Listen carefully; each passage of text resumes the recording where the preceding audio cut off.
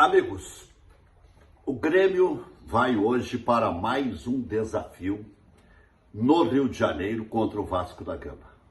Um desafio diretamente proporcional ao que foi jogar com o Juventude na Serra, onde o Grêmio empatou. Mas como? O Vasco é o Vasco, o Juventude é o Juventude. Sim, eu estou colocando o Vasco num patamar menor. Eu acho que o Grêmio pode até ganhar. O Payet, que é o melhor jogador do Vasco, não vai jogar.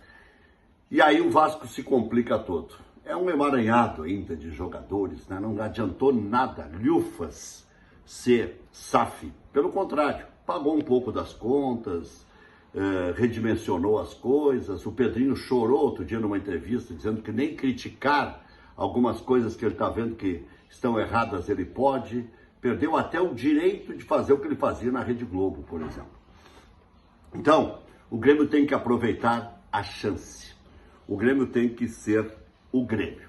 E eu acredito que o Grêmio, mesmo que não tenha o PP, por exemplo, que não vai fazer a menor falta, o que muda entre PP e Duqueiroz periga melhorar. Então o Grêmio não tem, a rigor, desfalques. O Jeromel já é um entra e sai, o Kahneman já é um entra e sai, mas o Kahneman vai jogar. Então não tem problema nenhum sem Kaique, que já é para ser reserva, o Jeromel que é entra e sai e o PP. Então, a rigor, o Grêmio tem quase que força máxima. Por que quase que força máxima?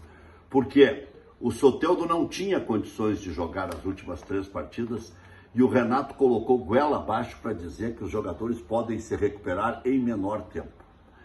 O Renato continua desdenhando da ciência. E isso é muito ruim. Por que é muito ruim?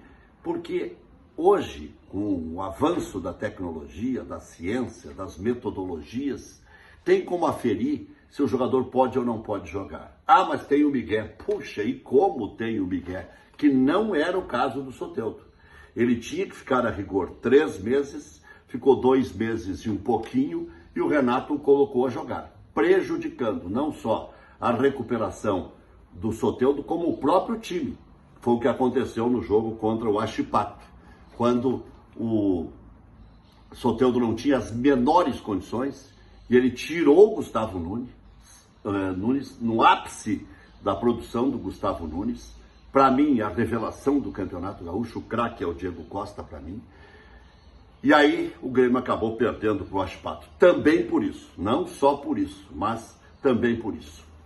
Em nível de Brasil, nós tivemos ontem o São Paulo perdendo em casa por 2-1 por Fortaleza, estava 2-0. O Fluminense empatando em casa com o Bragantino, estava perdendo sempre o Fluminense e foi buscar. O Internacional sofrendo para ganhar do Bahia, mas ganhou do Bahia, é bom que se diga isso, ganhou do Bahia, é imperioso ganhar, né? E tivemos também mais um outro jogo, foi do Juventude, um belíssimo resultado, indo buscar um empate contra o Criciúma. Outro assunto, o dono da SAF, o principal investidor do Botafogo, agora não está falando só irresponsavelmente. Ele levou documentos na Polícia Civil de estudos que fez via inteligência artificial de jogos onde a arbitragem esteve comprometida, dando traços de que estaria comprometida ou possibilidade de comprometimento. Mas isso tudo a polícia vai analisar com técnicos agora e com dados, não é mais o falatório. A Leila diz que ele é o pior, o que mais faz mal para o futebol brasileiro, que teria que ser banido, inclusive o Palmeiras está processando o tal do John Textor. Eu tenho um cálculo a respeito do que o Inter fez com a Liga Forte.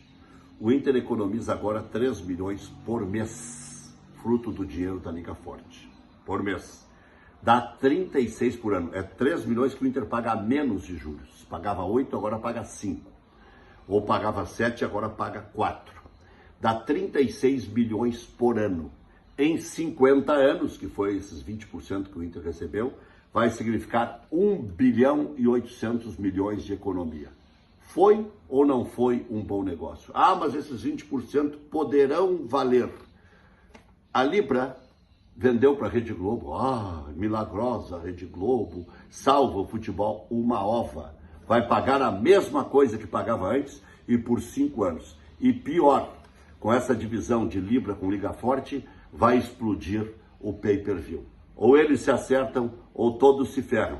E o Inter, por ter pego esses 218 milhões, se é verdade que botou 150 para abatimento de dívidas do banco, 150, ou botou, ou vai botar, porque ainda não entrou, a segunda parte está por entrar agora, o Inter vai economizar 3 milhões por mês, 36 por ano, 1 bilhão e 800 milhões em 50 anos.